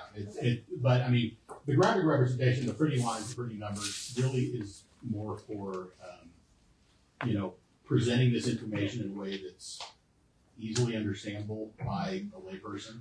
So not just you guys are actually, especially Teresa, you guys are much more knowledgeable about city financial documents than the average person is. You guys actually look at them at least 12 times a year, whereas most people never see them ever. It's just not something they really care about. You guys actually know what they look like. So we do the graphs and stuff for your point for sure, but mostly it's really to give people something, an idea of what they're looking at in a way that's not just, these long strings of code and digits that, really doesn't make any difference to them. It looks great when you're looking at, this steady increase in, I'm looking at the sewer revenue for the year. It's just this very steady, almost flat line going year to year, but we look at that and we go, well, we know that the municipal cost index is not a steady, straight, almost flat line like that. We know that we need to probably take a better look at, are we keeping up with the responsibilities we have to provide this functioning sewer system by making sure that nobody likes to pay a higher sewer bill, but we need to look at it. And so it's things like that become beneficial for elected officials and for other decision makers. Thank you for that. Sure. Okay, and again here, this is where I'd already skipped that, so we're looking at year to year all revenue for your primary utility, water, gas, and sewer. These are the ones where you make most of your money at. I was talking to Matt a little bit earlier, and we kind of talked about water, how it, because you've been under water restrictions, the water, even though you've done water rate increases, sometimes it's not showing up in the year financial, but again, it's because of the water restrictions. The most recent increases went into effect late in, they're actually started getting collected and so showing up in the reports in the kind of the fourth quarter, early fourth quarter of 25. So you are seeing some of those start to pick up from where they were the prior year. But again, if you actually look at that bottom line number, you make $3,000 less in water revenue than you did the year before. But if we go back and look at the month to month, you'll see that those last couple months were actually much better performing than the prior year. So it's one of those things where we are concerned about all of this information as far as what you're collecting month to month and collecting year to year, but for different reasons. So it's nice to be able to have both of it when we're analyzing it. It becomes very useful when we have this kind of data when we get into budget, particularly the month to month stuff. So we kind of know we get a kind of a better idea on what the actual rate structure is doing month to month versus what impact you're having from usage and things like that. This here is this is the cash fund balance for your all the funds that you guys have. General fund being it's always gonna be listed first. It's the general purpose fund. It's the fund that you are legally allowed to pretty much do anything with if you want to. But we wanna look, what we're looking at here is what our fund balance was at the beginning of the year and then where it is at the end of the year after total revenue and expenses. And we've got the same number there for all of your primary funds. If you want to, I could include, give you a year-to-year comparison here as well. If you think that would be helpful, just to kind of get an idea of what those are doing year over year. But my initial thought was that we would save that for the capital budget process because that's when we're doing our year-to-year cash forecast. So that's when that information becomes very valuable. Is when we're looking at what can we afford to spend our money on. It's not part of our regular operations. Going into not only the next budget, but years after that, and that's what we really need to look at. What is available in our fund? Where do we anticipate we're going to be spending? Where is there places that we can take from to build these projects? Where should we be putting money into for bonding, things like that? So I was going to save that kind of analysis for the capital budget, but if you'd like, I can probably fit it here too without too much trouble. Because again, I've got all these. We take the data out of your system and put them into this spreadsheet, so we can pull it. It's just a matter of building out the. I think for this being a starting point, it would be good to see what we are starting there. I do know that we would want to see it obviously during the capital budget process. Right. But just to kind of, at least a couple of years worth. Yeah, we can do that.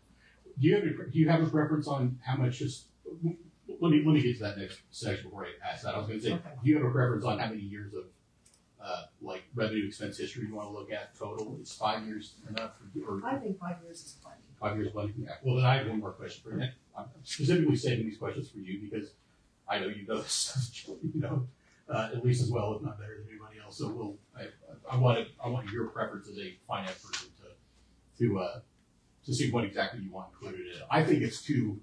I think the sheet's too big, but I think if your blessing, the whole council's blessing, we can condense it a little bit. And we'll get to that here in a second. Let's go ahead, Matt, to the next one. And this is where we're looking at so I'm going to talk about my idea for consolidation. What we have here, 5 years revenue expense history by fund, and then broken down by revenue type, and then sort of expense categories, so personnel, contractual, capital outlay, debt service, etc. And these, I'll just point out here while I have a moment. This is going to be operating, basically operating costs. So it does not include the actual transfers. I can go back and put in the transfer. I probably just sneak that 999 other column and then put the transfer in there because transfers technically are an expense in budget wise. But when we're looking at actual fund performance, I sometimes don't think you want to include those because you just want to look at your actual operating revenue versus what you actually cost to spend your money. But we can discuss that as well. But anyway, so we've got 2025, 2024, 23, all the way back to 21. First column is the actual. So it's going to be what you actually received versus what you actually spent. Then we've got the budget, which is what we budgeted for each of those. And so here, in this column here, you're getting a number that's basically saying what's the difference between what we spent versus what we budgeted. Anything that is positive means you spent more than you budgeted. Anything that's negative means you spent less than you budgeted. And we went through this when we talked about this in budget time. Is it's not uncommon to see a big unspent portion of your general fund budget because you put things like sometimes you're putting bond proceeds in there, sometimes you're putting capital projects in there that don't actually get spent. So you're not always going to hit that number. But again, what I want to ask you is, do you want an actual budget and a variance column for each year, or can I just give you the actual number for each of those years and then leave this 3 like that for the year over the that was my idea to kind of save some space. You're not printing out these poster-sized documents.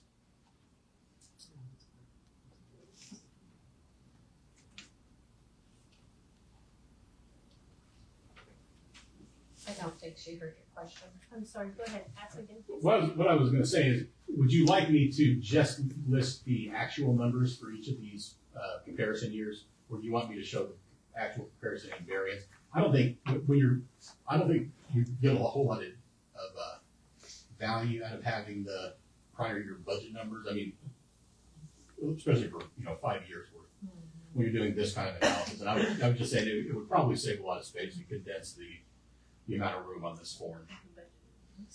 You guys like your big maps that you're reading off of? I should, that would be fine. Yeah. So I'm gonna pause for just a second so I can explain. So these are revenues, so we did not have as much revenue as we. Which we had more So revenue. this was the actual So revenue. we had more.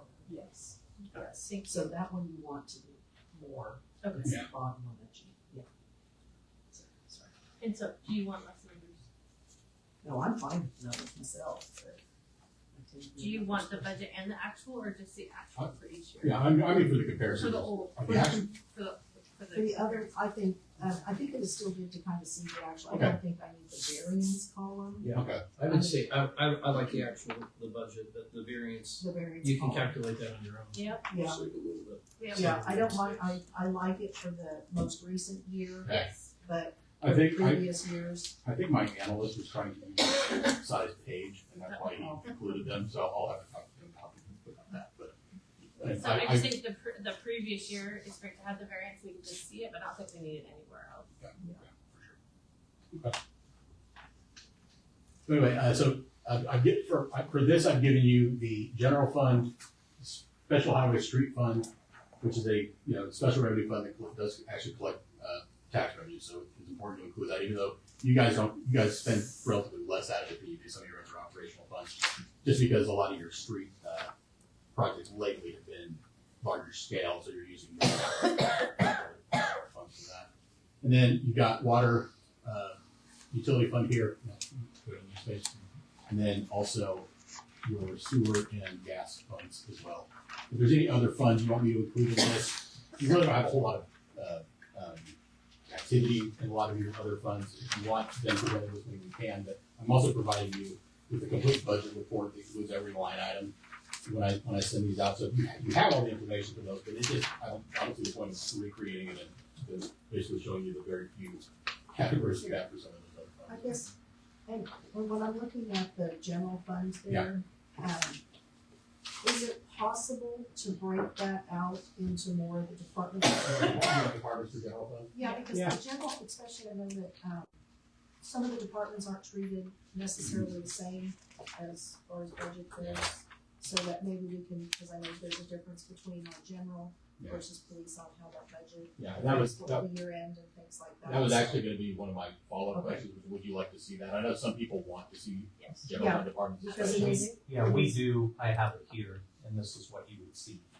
These are So, what- individual. Yeah, so like I said, this is the raw data dump of every line item. What I'm talking about doing is basically give you a line that says admin, police, public works, whatever it is, and then just a total revenue expenditure for each one of those Okay, for the year. okay. And that's fairly easy to put together. You guys have a very good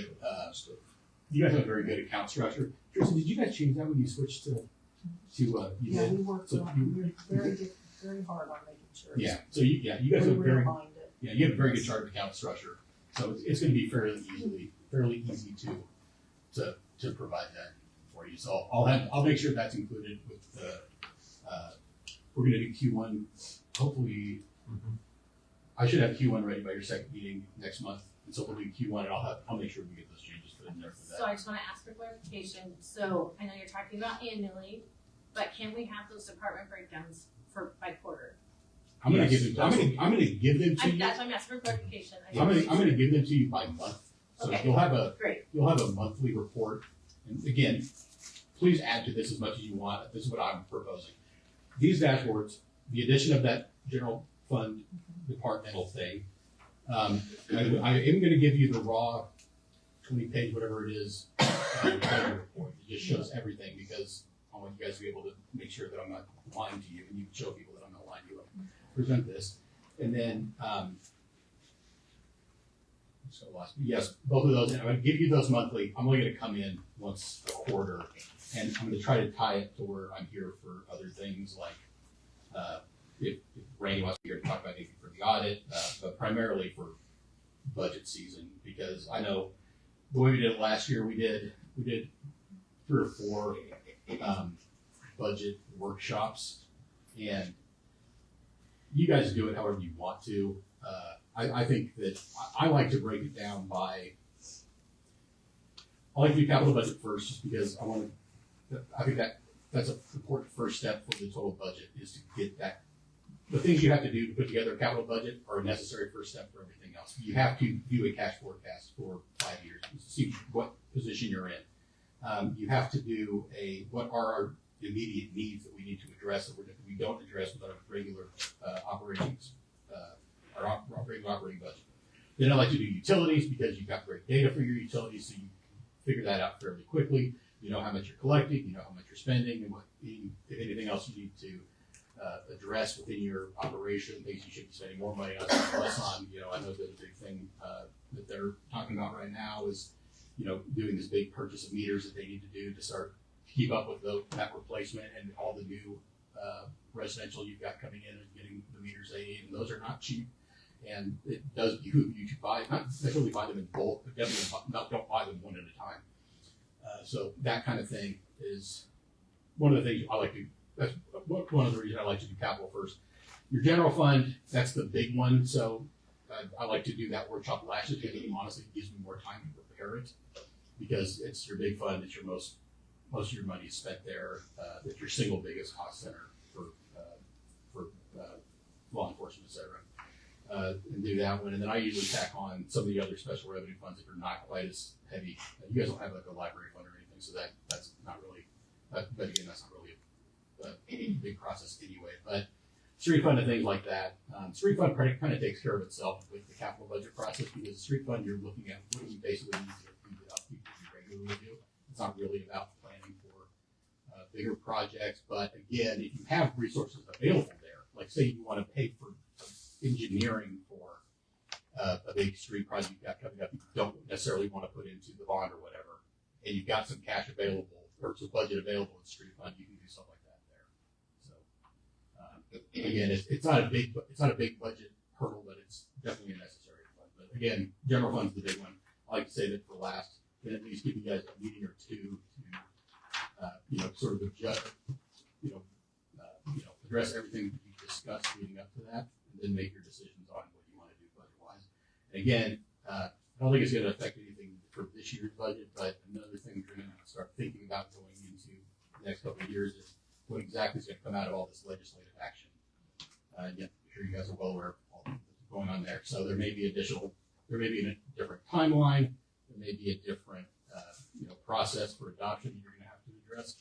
My thing always was, when I was a city finance director, I like to have the budget done before the 4th of July, just because I wanted to get the work done with for the year. And then whatever the timeline was for adoption, there's going to be more of it. For the most part, I wanted to have everything ready to go by the 4th of July. I don't expect you guys to follow that tight of a schedule. You've got a lot of stuff going on here, and that's probably condensing things too much to try to get, basically call it April, May, June, get your entire budget done for the year. It's not going to happen. You don't even need to adopt it until after whatever the October date is that you're allowed to start anyway. So, but again, yes, you'll have these dashboards monthly along with that complete financial. If anything else you guys want me to add on, tell me to add it on.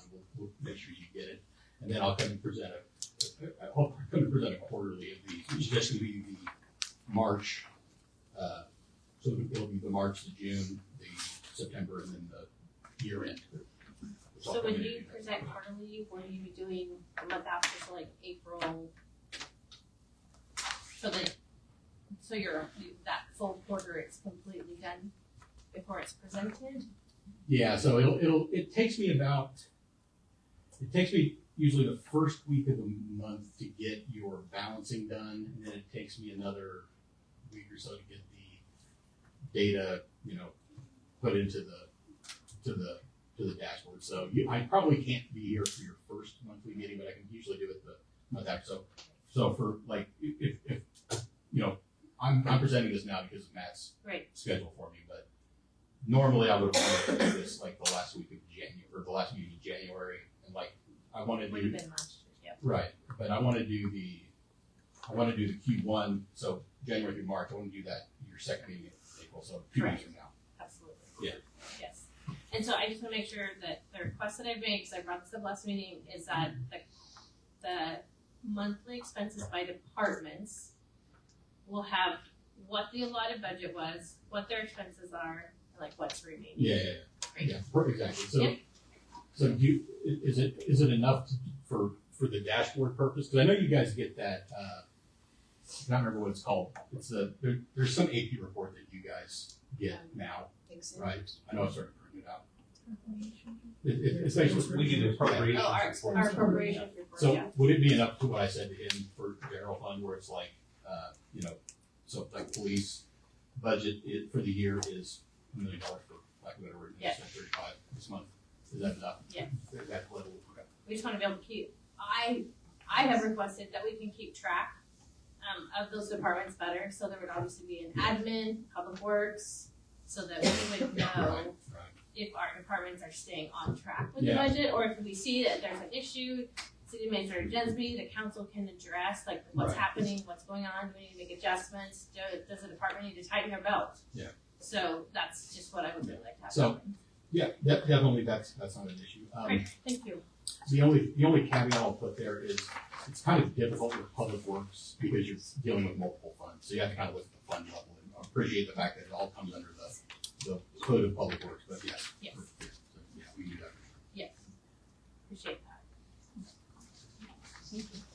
Do you have anything else that you guys want me to talk about now?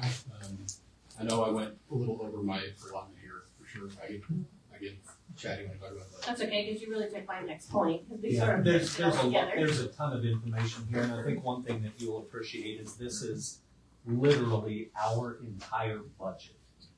There's nothing to add here. This is everything that we have, everything that we look at on a daily basis.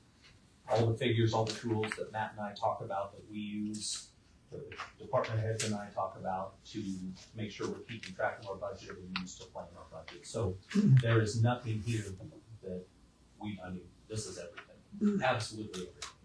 And I would like to request the transfer. Okay.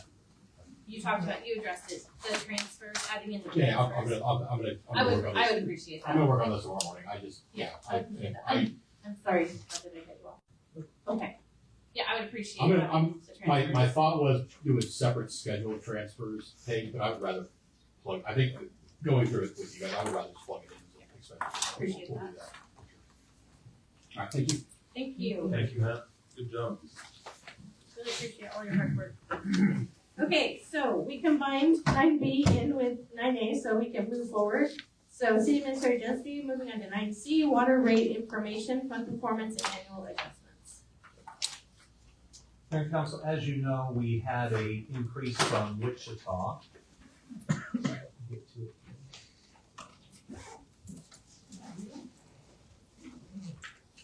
Our water rates from Wichita increased. By our ordinance, we pass those increases on to our customers. We don't mark them up. It's just a pass-through for an increase in the wholesale water rate.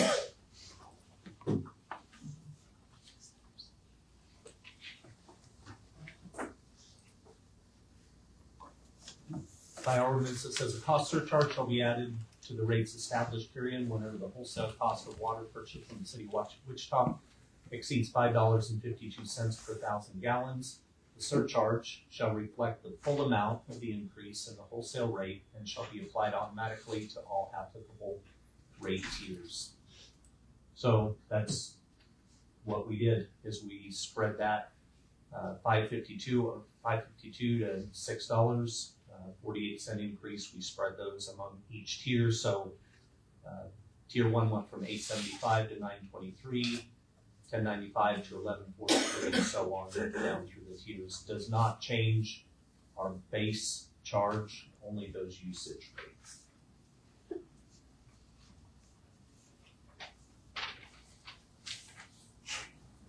So the question I have is the 3% escalation rate every August 1st. Does that apply to just the base rate, or does it apply to all rates? That would apply to all rates. Okay. So And these that 3%, as you remember, is so we keep that fund, so that fund increases with the cost of doing business, so we don't fall behind like we did before. I just wanna make sure the public knows that your water rates are being raised now because of Wichita. And they will go up again August 1st, another 3% on every rate. So, and are we able to go ahead and publish this to the City of Kechi Facebook page? We'll put it on our web, yeah, we'll Or the put it utility in a little bill? different form and put it on our website. Great. Yeah. Thank you so much. Council, any questions? Okay, thank you for doing that. I really appreciate it. So moving on to 9D, consent annexation request. Mayor and council, before you is a ordinance. Back, about 6 months ago, you approved a annexation request for a Ritter property here in Kechi. Part of that process is the petitioner's engineer provides us with a legal description of the property. It was found that they did not provide us with the complete legal description of the property. They went to do something on the property and were like, wait a minute, we didn't get this annexed in. So they came back to us, said we didn't provide the correct legal description. They provided the correct legal description. Andrew's office drew up the ordinance to annex the additional parcel of that property into the city, and that's what's before you tonight. So, do we know what exactly was not included? These meets and bounds on here, it was just a little square part of the property.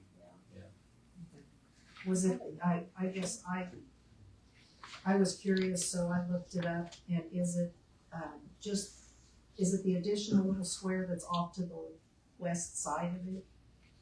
It's the east side, no. Yeah, I think it was.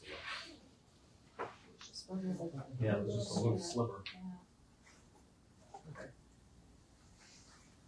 Because like I said, I'm weirdly familiar with stuff like this just because some of the stuff like that little thing. So I was looking it up, and I know we've had some other people in the city who found out that a little sliver of their meets and bounds weren't included, and not necessarily on this, but on other stuff that. So I was just curious as to if we, and how do we normally verify whether it was all checked out? I think you guys just Yeah, rely on the engineers. We take the landowner's, legal description when they send it to us. Okay, like I said, I found it interesting when I was pulled up the GIS map, so. Of course, all that would be verified to make sure it's nobody else's property when they file it with the register of deeds, so. Yeah. Okay, thank you. Council, any other questions? Okay, then I would entertain a motion to approve the annexation ordinance for Justin Ritter. I move we approve the annexation ordinance 1869-26 for Justin Ritter and authorize the mayor to sign. Second. Motion by Councilmember Hedstrom, second by Councilmember Brewer. All in favor? Aye. Motion passes 5-0. Moving on to 9E, change order for Turtle Creek. City Administrator James. Mayor and council, what you have before you is the change order I spoke about earlier in the meeting. It's a change order for $21,000. Additional base material had to be brought in to the site to provide for proper base so they could get the correct compaction rates. There was too much sand in the soil once they got down to a certain level, and it wouldn't compact, so they had to remove that and bring in new soil. The change order is still well within the petition. No changes that we need to do on that side. These costs will be assessed to the specials of the property.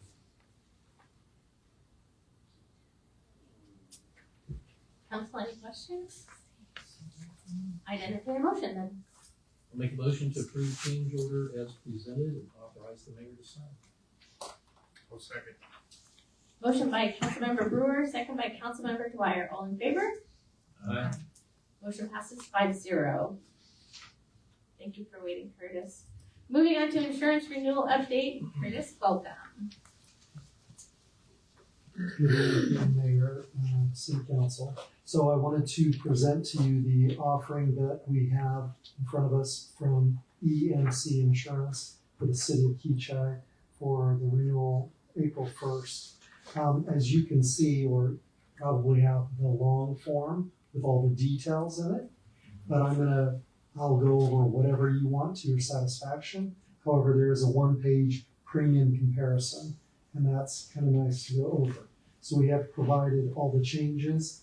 I want to talk to you that the city of Kechi has been, I do a lot of cities, and this is my last renewal, thank God, because it's been a long process.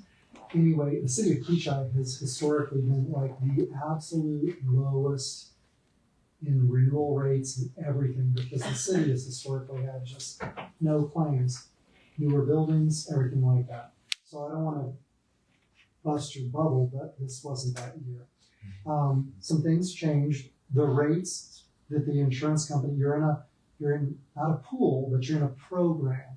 And that program has a dividend program, and the city of Kechi has been getting a dividend historically, if you look back the last 10 years, around $10,000.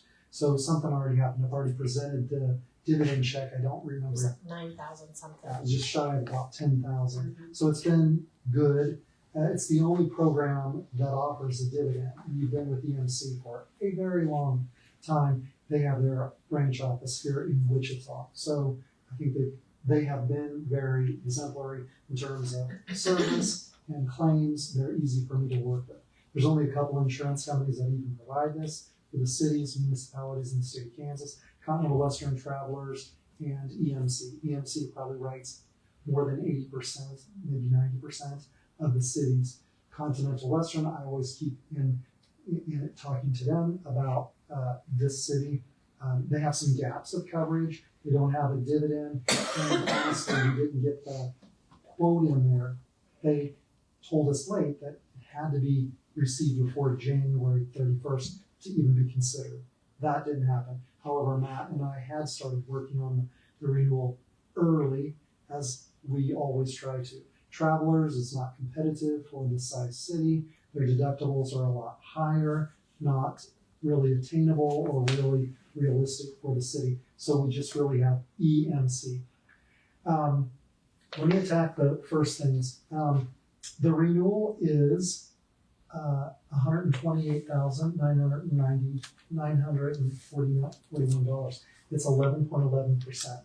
As the other cities that are comparable, they're anywhere from about 4 to about 8, almost 9%. So this is a little bit higher. However, I want to acknowledge what the differences are. Workers' compensation is the biggest thing. Payrolls are, in fact, we have them less. We'll have to figure that out and do the audit. But this isn't really a rate differential. The base rates, as you can see, 6 of the 8 actually went down. Only 2 went up on the base rate. The real change is your experience modification number.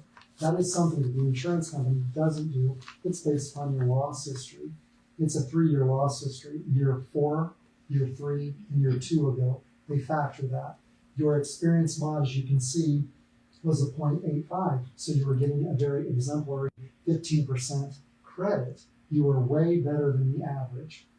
That changed because we reported last year multiple claims. It happens. And your mod went from a 0.85, a 15% credit, to a 1.47. So that's a 62% swing. That's the difference. Sorry, that's where that's at. You would have gotten this rate differential with every insurance company. You're in a good tier, as in rate with EMC. So that is one thing. Your property did go up inflationarily by $250,000.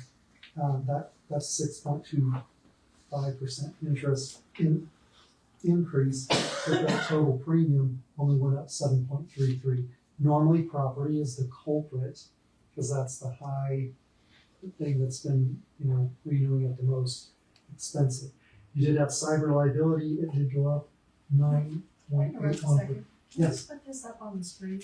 Because I have a copy of it, but my copy doesn't have, it's very large. I don't have it with me. Okay. So the cyber is up a little bit. You don't have cyber with EMC. We have changed, we have deviated. It wasn't a coverage that we discussed that was really beneficial for The city, EMC's coverages were, I think, inferior actually, so we pulled that out. That's the low price, leader, and you're with them. Okay, two things that did go up: law enforcement, public officials liability. This is nothing against Kechi. This is claims have been coming in, and the program can't suffice paying these types of claims without a rate increase. This has nothing to do with loss history here. This has absolutely everything to do with EMC's rates. So those two things are a little bit higher. Business auto is almost flat. The marine is actually less, which is your contractor's tools and equipment. You do have an umbrella, which is an excess liability policy. When the underlying liability limits increase, this will follow. That's my reasoning for that. I don't have a reason for the electronic data processing, but it's a very nominal amount, and we did make some changes. Matt has been very. This is off our website. Let me see what I can do. Oh, there it is. So Matt has been studious as to report changes. We go back and forth. So there haven't been a lot of changes, but they've been reflective. So there really aren't any surprises. Again, it's 11.11% increase. Those were my explanations as to the premium differential. I can go into any other detail that you want. What questions do you have of me?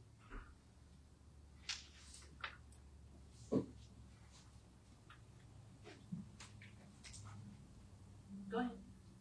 No, I don't have any. We've been pretty fortunate in my time on the council not to see these kind of increase in rates, but it's understandable. Any questions, council? No, I just was trying to see because I had.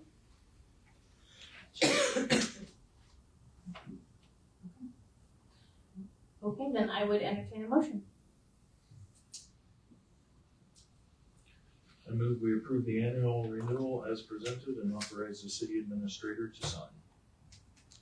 Second. Motion by Councilmember Hedstrom, second by Councilmember Brewer. All in favor? Motion passes 5-0. Thank you, Curtis. Thank you. Thank you for waiting. No, not a So problem. sorry. It's an honor. Thank you so much. Just get the signature and send it in. Thank you very much. Appreciate it. Okay, moving on to council reports and discussion. Does anyone have any council reports? Nope. Okay. I'm just gonna say really quickly, I also spent the week at the Rural Water conference, and I will share next meeting some of my takeaways from there. I put on here water and sewer workshop follow-up next step. So Trevor was here last meeting, and in a meeting today, my request is, and it's now before council, before we move forward, is that we've heard an update about the water and sewer master plan, but I feel like we need some specific steps. Like we would have stages, like asking PUC to break this down into stages, priorities, so that we have tools to work with. So we would know if we need to go north, this is what it's gonna cost us. If we need to go east and there's different components that need to happen, that we would know what we were facing, especially when we're looking at a capital budget coming up. I think we need to have information so that we can make those informed decisions. And what monies do we have to be able to do what? So just want some info from council if that's what you would like PEC to prepare for us so that we have that information. Well, I think it's a good idea because like I said, we had everything presented as one big project and being able to see what do those stages and phases look like so that we can plan budgetarily for them and get ideas on what implications that's going to be, how we're going to fund those because we know it's coming down the pipe. Just a matter of when, and how soon, and how big. I think it's good because it provides an explanation as to why we went a particular direction and why we didn't go this direction and why we bypassed this. And especially when he was talking about up north having temporary permanent fixes and what that looks like, not just to get that one development, but what it does look like in 10, 15, 20 years and starting to look forward to that. It's gonna be a huge undertaking for us, so I think we need to do our due diligence with all these. I agree too, and it's like we talked today. We don't know exactly where development's going to happen, so it also gives us the fluidity. If we have pieces and parts, if this happens, that we can make adjustments and make decisions going forward with information that's before us. So if you're good with that, then if you would contact him to let him know, please. I'll work with PEC. What Yes, they'll please. do is put together a proposal and we'll bring that to council, back to council to be approved. Thank you, council. Okay. Is there any other discussion tonight? Okay, I don't see any. So we'll move on to governing body requests. Does anyone have any requests to bring forward tonight? I would still like a copy of the current capital improvement budget that or plan that was approved.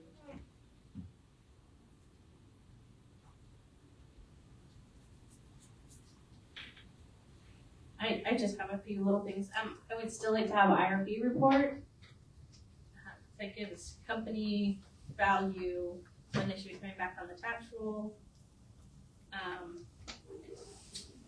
Also, I don't know if we have one. I was trying to remember if we already had this.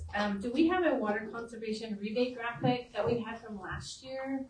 I can't remember if there was. I thought the city put out something last year. I'll have to look. I don't remember what it was. But if we could have Water conservation, you mean program or the? No, that's the rebate. The rebate. It's for the rebate specifically. So like if somebody gets a rain barrel, that they can fill out the form and put in for the water conservation rebate. I just think we have to get some education out to our public. And I don't know when.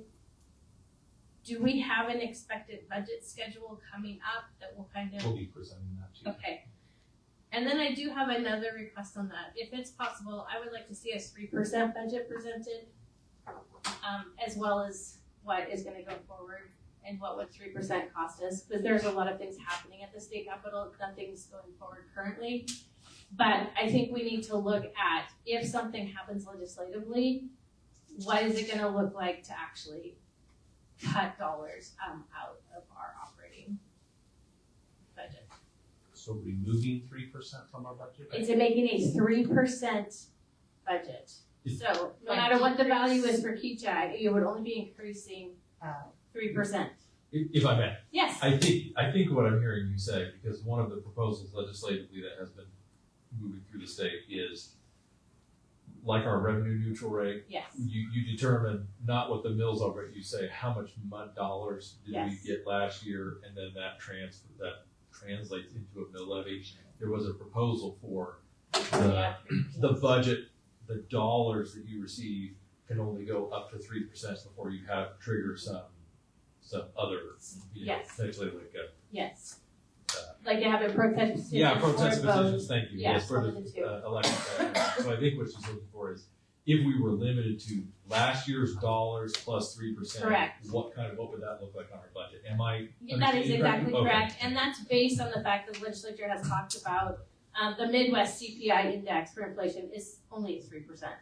And so there is a lot of discussion about, do cities really need more than what inflation is? So I would just like to see that so that we can have some good discussion about that. Because even like Matt Lawn suggested, is that there could be legislation that eventually comes down and we're gonna have to look at what that looks like. Yeah, I'll So- talk to him and see what we can come up with. Great, thank you. The session is over on Friday, right, or tomorrow? I think so, they go in for 2 weeks. They have a veto session still. They adjourn, I believe, tomorrow, but they still have a veto session to come back in April. So by the next meeting, we will know what they decided, or what they did. Possibly, sometimes things get pulled in that veto session.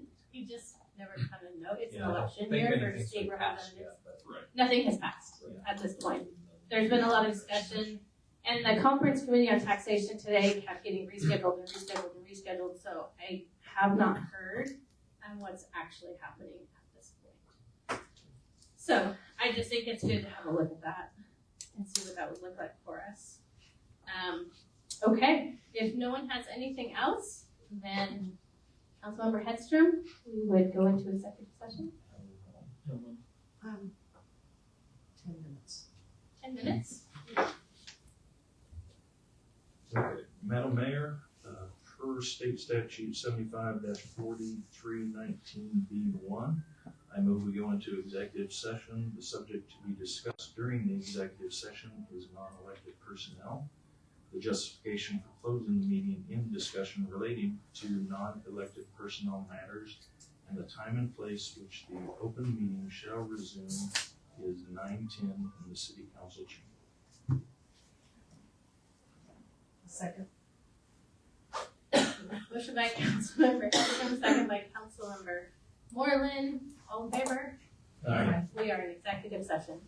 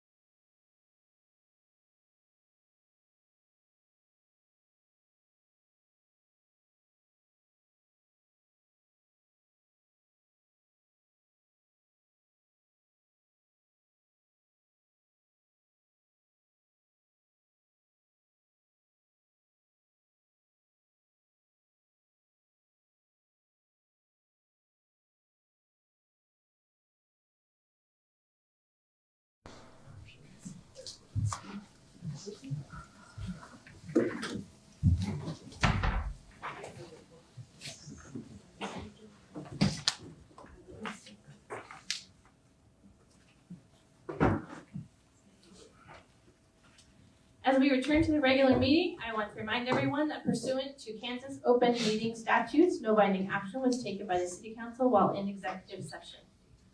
I would entertain a motion to adjourn. I'll make a motion to adjourn. Motion by Councilmember Dwyer, second by Councilmember Moreland. All in favor? Aye. Motion passes 5-0. We're adjourned. Have a good night, everyone. They're smart little whips. Until we meet again. Yep.